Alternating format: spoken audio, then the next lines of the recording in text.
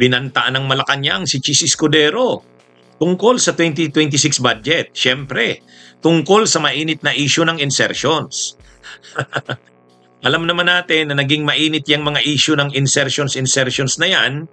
Sinabi rin yan ni Senador Tito Soto na kahit nung nasa US pa si PBBM sa pagbisita nito doon at nang nalaman, lumabas yung mainit na balita na yan na mayroon palang 142.7 billion pesos na insertion si Chis Escudero sa 2025 budget.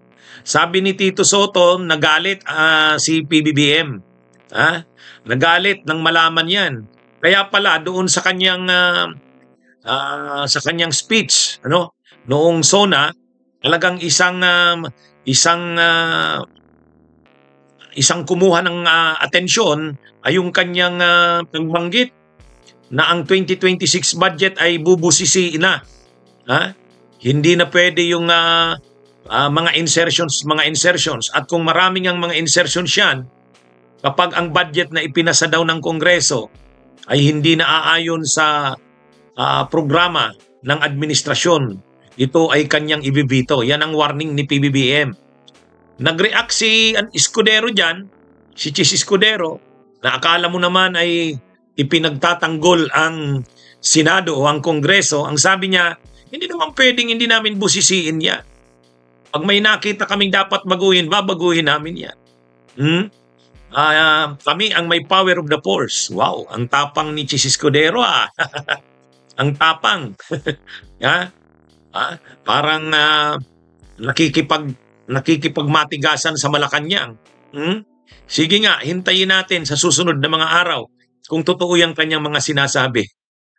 Ganito yung eksaktong sinabi kasi ni Chis Escudero bilang tugon dyan sa sinasabi ng actually, sinabi mismo yan ni PBBM na talagang bubusisiin ang budget at kapag maraming mga binago ang Kongreso, lalo na't mga insertions, ito ay ibibito niya, sabi ni PBBM.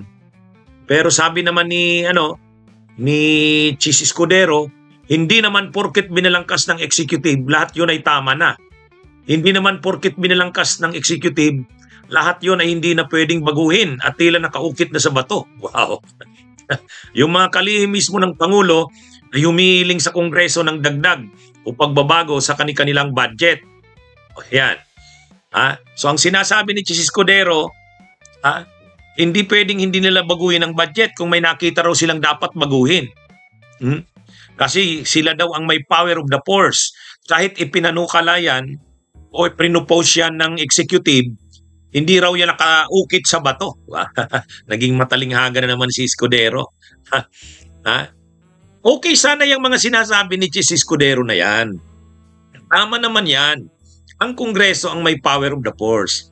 Tama yan. At tama namang ipaglaban yan ng Kongreso. Tama rin na hindi naman lahat ng sinasabi ng ehekutibo ay sasang-ayunan mo. Dapat mo naman talaga itong busisiin. Trabaho naman talaga yan ng Kongreso. Ang problema lang kay Chis Escudero, ang yabang-yabang niyang magsabi na bubusisiin ang budget ng ehekutibo, pero actually, hindi naman talaga binubusisi. Yan naman talaga ang nangyayari, hindi naman binubusisi. Ang ginagawa nila ng Kongreso, lalo na sila sa Senado, sila, dinadaan lang yung mga committee hearings, parang formalities na lang. Wala namang problema doon sa mga committee hearings. Yung mga pinopose ng executive, halos ina-aprobahan din nila. Saan sila ngayon interesado itong Kongreso? Anong pagbabago ang ginagawa nila? Hindi naman nila kinukontra yung proposal ng executive. Hindi. Ang ginagawa nila, nagsisingit din sila ng kanila. Yun ang tinatawag na insertions. At nangyayari yan sa BICAM. Doon sa committee hearings, wala naman silang masyadong binubusisi doon. Ang bilis-bilis nga ng mga pagtalakay ng mga budget hearings ng mga komite ng iba't ibang departamento ng gobyerno. Ang bilis. Wala naman halos, hindi naman talaga binubusisi na ng Kamara. Yung mga sinasabi ni Chis na bubusisiin, nagkakaroon ng issue dyan pagdating na doon sa BICAM.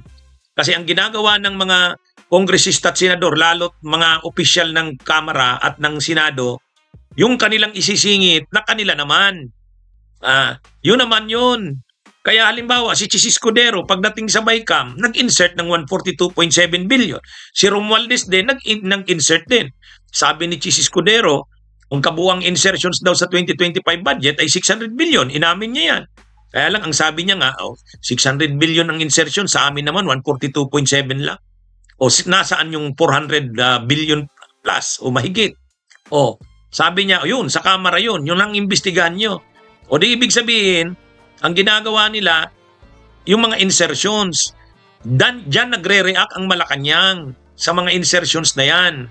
Kasi kumbaga, baka nga napapalusutan din si PBBM, hindi niya na alam na may marami palang insertion si Chis sa sila Romualdez. Nalalaman niya pag napirmahan na. Kaya siguro galit si PBBM. Parang naisahan siya. Kaya ngayon, nag-warning ang Malacanang, kapag ginawa yan,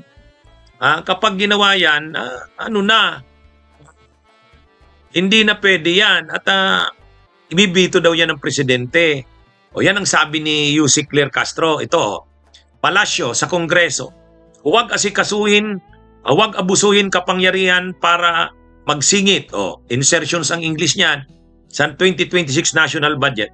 Hindi dapat abusuhin yung sinasabing power of the purse at maraming magkaroon kung mayroong insertions at hindi mapapakinabangan ng tunay.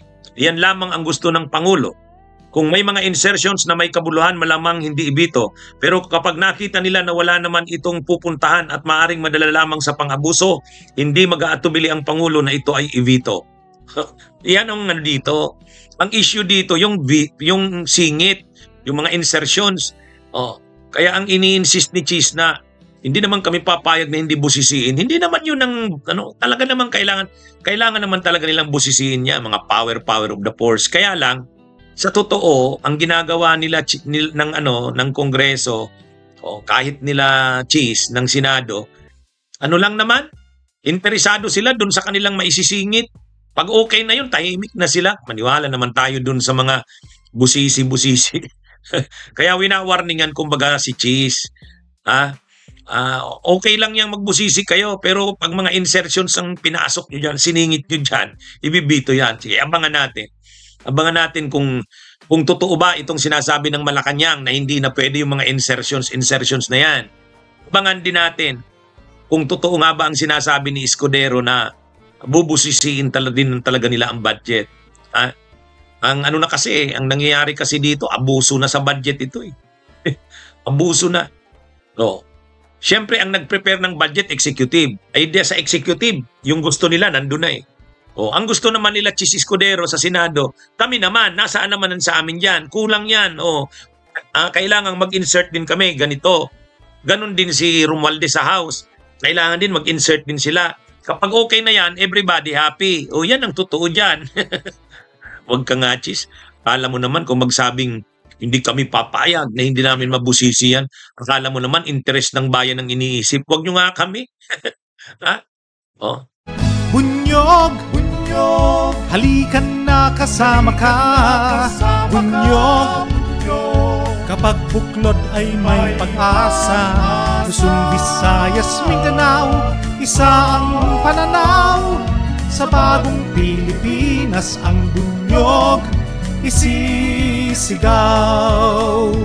Bunyog, bunyog.